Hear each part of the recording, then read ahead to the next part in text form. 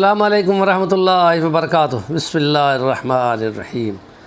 اسلام دین ہے اور دین دنیا کے امور اور مذہب کے امور، عقائد کے امور، احکام کے، نواہی کے اور تمام 8 مضامین کو وہ لپیٹتا ہے اور بندوں کو دیکھتا ہے کہ ان پر وہ کتنا عمل درآمد کرتے ہیں۔ اور اس کے لیے خدا پاک فرما چکا ہے کہ ہم تم کو تھوڑا بہت ضرور آزمائیں گے، یہ نہیں ہوگا کہ تم کہو ہم نے کلمہ پڑھ لیا ہم تمہیں جنت میں بھیج دیں۔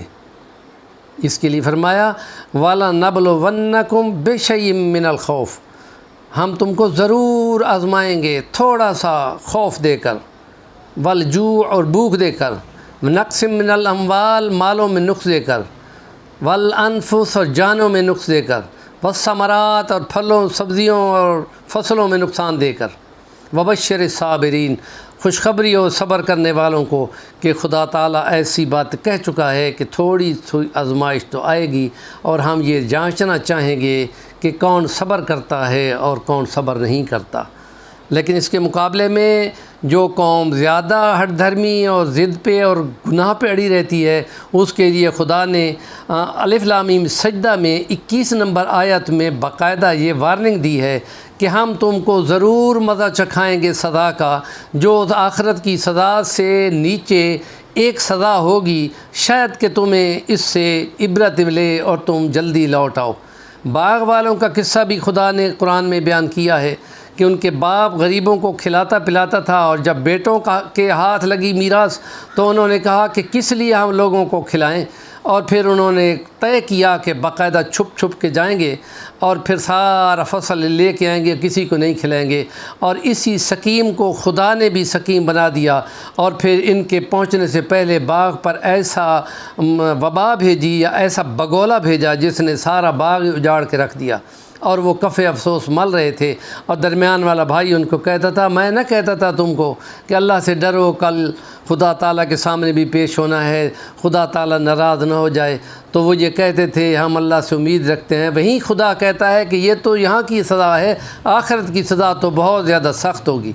قوم سمود ایک بہت بڑی قوم تھی، اس نے صالح علیہ السلام اپنے پیغمبر کو بہت آزمایا تھا اور تنگ کیا تھا، اور اس کے نتیجے میں خدا تعالیٰ نے ان پہ ایک بڑی آزمائش بھیج دی تھی۔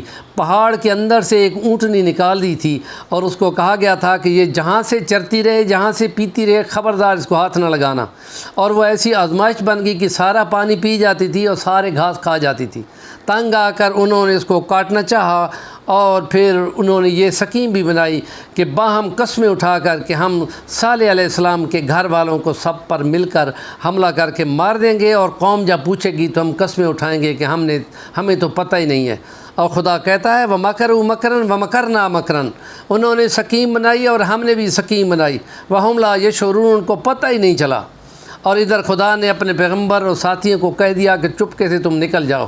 اور جب وہ لوگ پیغمبر کے گھروں کے پاس پہنچ رہے تھے، خدا نے چنگھاڑ بھیجی، ان سب کے جگر پھٹ گئے اور وہ مرے پڑے تھے۔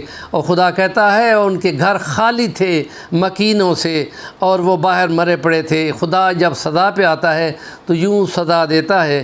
اس سزا کا تذکرہ ایک چھوٹی سزا کے طور پہ ہے، دوسری قوموں کی عبرت کے لیے۔ فرعونیوں پہ بھی سزا بھیجتا تھا، کبھی وہ تیز آندھی طوفان بھیج کر، کہیں بارش بھیج کر، کہیں ٹڈی دل بھیج کر، کہیں مینڈک کا عذاب بھیج کر، کہیں خون بنا کر پانی کو ہاتھ لگاتے تھے وہ خون بن جاتا تھا۔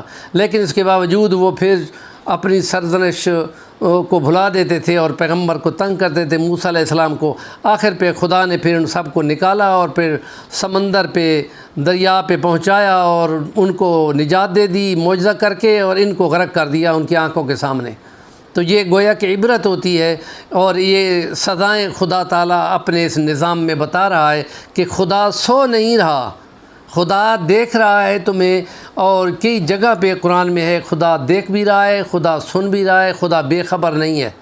اور ظالم یہ سمجھتے ہیں خدا بے خبر ہے، اور عن قریب وہ ان کو پوچھے گا، ایک ایک بات کا حساب لے گا۔ اور پھر یہ بھی ہے کہ یہ جو خدا تعالیٰ کا جتنا دین اسلام پہلے انبیاء پہ بھی آیا ہے، تو وہ ان کے مذہب میں ان کو بگاڑ دیا۔